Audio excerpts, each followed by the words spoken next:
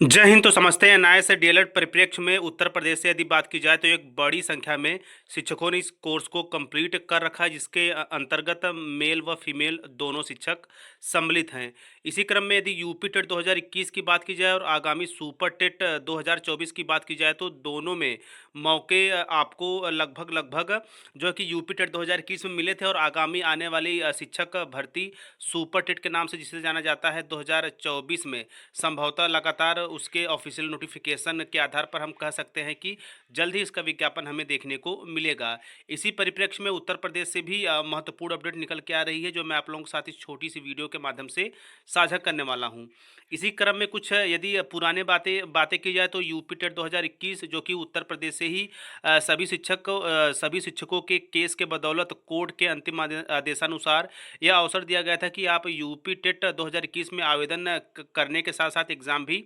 दे सकते हैं। हालांकि सब कुछ ठीक रहा। इसी बीच में रिजल्ट को लेकर चूंकि कोर्ट की तरफ से फाइनल डिसीजन ना आने की वजह से यूपी टेट 2021 के सर्टिफिकेट या मार्क्स जो क्लियरेंस होता है वो अभी उलझा हुआ है। इसी क्रम में आगामी यदि सुपर टेट की बात की जाए तो लगातार आप देख रहे होंगे कि आए दिन इसके संबंध में कुछ न कुछ शिक्षा सेवा चयन आयोग के आधार पर जो है जानकारियां निकलकर आती रहती हैं। इसी क्रम में इन सभी महत्वपूर्ण तथ्यों को आधार बनाते हुए उत्तर प्रदेश से कुछ महत्वपूर्ण अपडेट्स हैं, उनको समझते हैं कि यह किस तरह से आगामी सुपर टेट व आगामी यूपी टेट में नया से डीएलएड को मौका दिला सकता है। इसी क्रम में यदि महत्वपूर्ण बात की जाए जो है कि विशेषकर उत्तर प्रदेश से, तो देखिए यहाँ पे कुछ महत्वपूर्ण अपडेट आप सभी के ही सम्मानित शिक्षक के द्वारा दिया गया है कि यूपी के अनायास डीएलएड साथी ध्यान ध्यान दें। ट्रांसफर पिटीशन, रिव्यू पिटीशन और मिसलेनियस एप्लीकेशन के लिए जो टीम काम कर रही है उसके अनुसार सफलता 100% सुनिश्चित है। इसी क्रम में यदि 5 राज्यों के जो है कि एमए में नवंबर को सुनवाई है और उन 5 राज्यों की अंतरिम राहत मिलने जा रही है, जिसमें उत्तर प्रदेश से कोई एमए नहीं है, तो क्यों ना हम यूपी से भी एक एमए फाइल करके यूपी टेट और सुपर टेट में एनआईएस डीएलएड को शामिल करने का काम अभी से कर ले, और यह अपने आप में काफ़ी खास भी होगा। इसी क्रम में आगे जो है कि कहा जा रहा है कि क्योंकि वैकेंसी का इंतजार करके अगर केस करेंगे तो उसमें रिस्क है, क्या पता कितना समय लगे और पैसा भी ज़्यादा लगेगा। जैसे एमए फाइल करना, उसकी फ़ीस, और फिर सीनियर काउंसलिंग लाना, उनकी फ़ीस प्रति सुनवाई 5 लाख का खर्चा आएगा, जो कि वहन करना मुश्किल होगा। इसी क्रम में जो अभी प्रति याची 3,000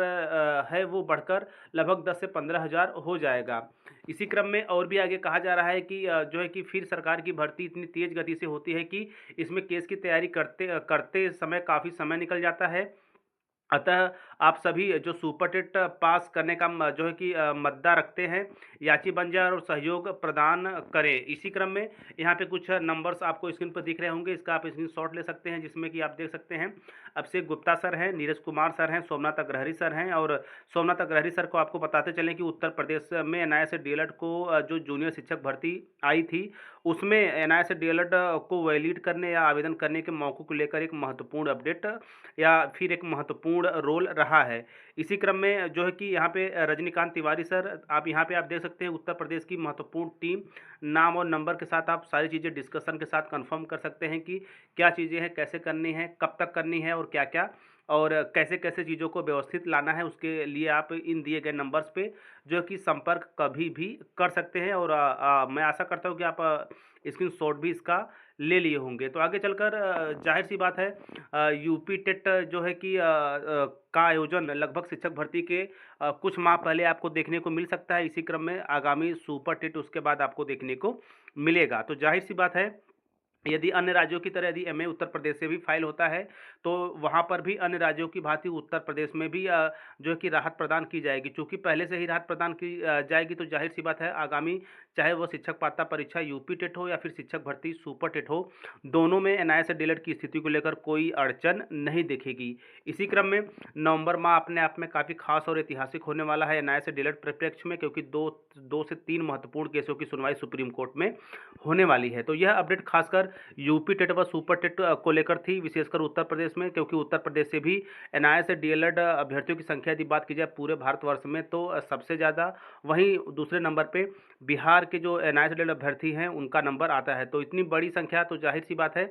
सपने भी होंगे जो है कि एक सरकारी शिक्षक बनने का, तो इस महत्वपूर्ण तथ्यों को आप ध्यान में रखें, इस पर मंथन करें, विचार-विमर्श करें और एक बार फिर से मैं जो सम्मानित टीम बनाई गई है, उनके कुछ सम्मानित शिक्षक हैं जिनके आपको नाम और नंबर दिख रहे होंगे जो है कि स्क्रीन पर, आप स्क्रीनशॉट ले लीजिए और बिल्कुल इत्मीनान से चीज़ों पे मंथन करते हुए, डिस्कशन करते हुए अपना सहयोग सुनिश्चित करें, ताकि आगामी किसी भी तरह का जो भी नोटिफिकेशन पहले आता है, चाहे यूपी टेट की बात की जाए या आईपी टेट नहीं होता है तो सुपर टेट का विज्ञापन आता है, तो उसमें हम केस ना खेलना पड़े, बल्कि उससे पहले यदि एमए के बदौलत राहत मिल जाती है तो हमारी तैयारी अपने चरम पर होगी। तो ये रहा कुछ खास अपडेट जो स्पेशली उत्तर प्रदेश से